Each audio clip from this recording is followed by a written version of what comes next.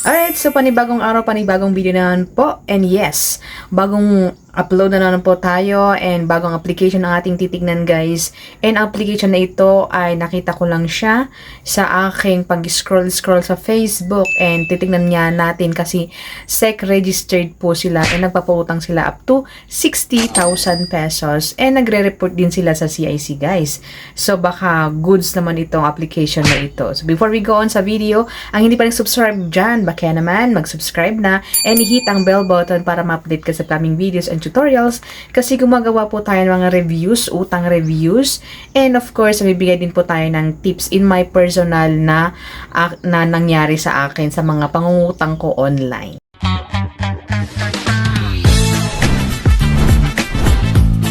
Welcome and welcome back sa ating channel. For today's video nga ay share ko sa inyo ang aking nakita na naman guys.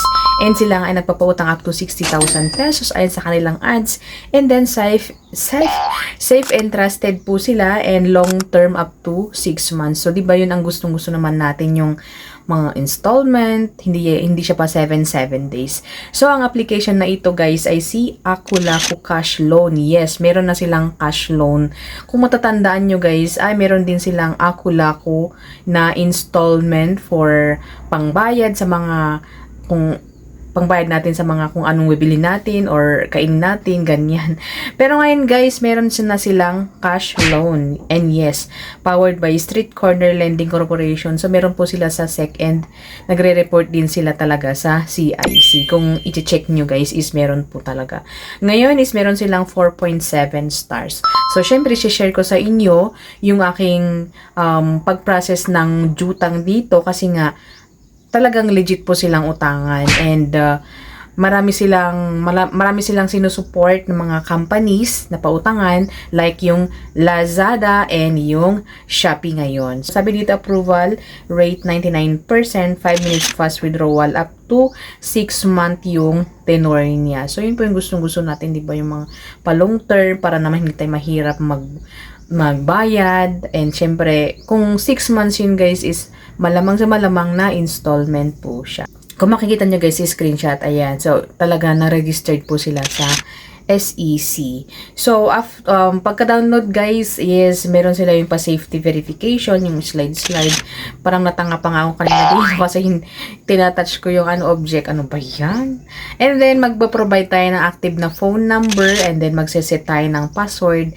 And then, pagka-click po natin yun guys is makikita na natin yung pwede daw nating utangin. Pero syempre, pag first timer ay hindi po siya agad-agad na yun ang makukuha natin. And of course, ay subject for approval lahat ng mga ginujutang po natin sa mga ganito. Most especially yung mga legit talaga na utangan. 60,000 pesos and then complete application in 3 minutes. Super low interest, 5 minutes fast disbursa or withdrawal, and then 100% disburse and approval rate. So of course, hingi sila ng mga information natin. So personal information, first name, last name, gender, birthday, birthplace. So alam nyo na yun guys. Education, marital status, mother's maiden name, number of children, living status, email, and then yung ating second phone number. Pero optional naman yun guys. And then next is yung occupation information. So occupation and then income, mga ganun guys. And then hihingi sila ng emergency contact. So sila na ngailangan lang sila ng 2. Ayan. So kabilis mag-apply dito guys. Yun lang po ang hiningi nila. And then next one is yung ID na, pa-ID. So ang ginamit ko sa aking ID dito is yung TIN ID. So yung mga iba is parang nire-reject nila yung TIN ID. Pero dito naman guys is goods naman yung TIN ID. So mga ID na pwede dito, SSS, UMI, driver's license, passport, PRC, postal ID, the national ID, TIN ID. Yun po yung pinakalis na ID, pero of course ay okay naman yun at tanggap naman yung TIN ID. And next one is yung pa-facial picture. Pa-facial na face verification. So kanina ang tagal ko pong trinay kasi kahit try ako ng try dark daw at kahit andun pa ako sa may bintana is dark daw.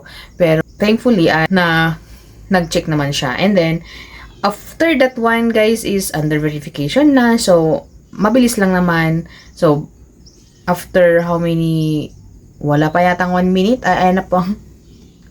Ayan na po guys, ang aking papakita sa inyo. Oh my gosh, reject po tayo mga kaibigan. So, hindi ko alam. Sabi dito, sorry, your credit application was not approved this time. Resubmit application. So, hindi na ako nag-resubmit application. Siguro, hindi ko alam kung ano ang nangyari. Bakit tayo reject, mga kaibigan? Siguro, sa TIN ID ko ba? Ayaw ba nila yung TIN ID ko? Or, meron akong history sa mga sinupsuplayan nila or sa kagroup nila or yung talagang connected sila sa mga ibang mga application like yung Shopee and yung Lazada kasi mayroon pa akong existing na jutang doon. Siguro yun din yung isang factor kung bakit po tayo na-reject.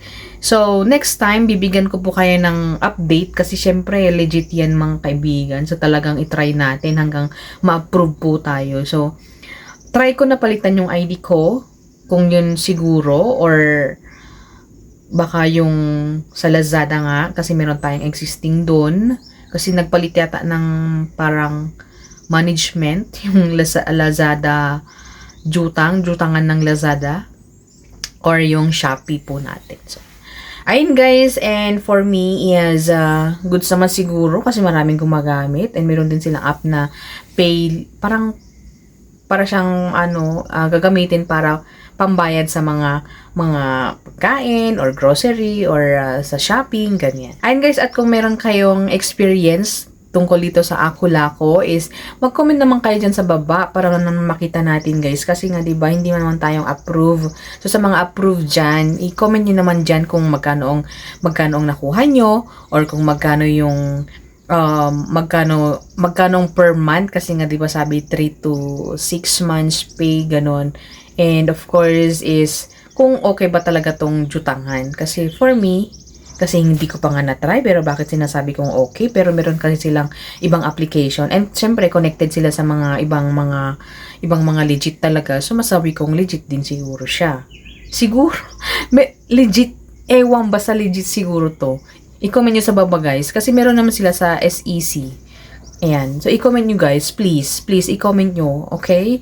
So, ayun. Thank you for watching. And I hope na, hindi ko alam, nakatulong ba to or hindi. Kasi nga, hindi pa natin nakita kung ma-approve tayo o hindi.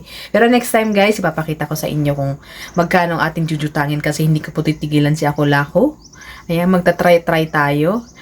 Para sa ganun ay makapakita ko syempre sa inyo kung magkano talagang first na pwedeng mahiram sa kanila and kung magkano yung mga terms nila. So yun guys, thank you for watching. See you on my next one. Bye!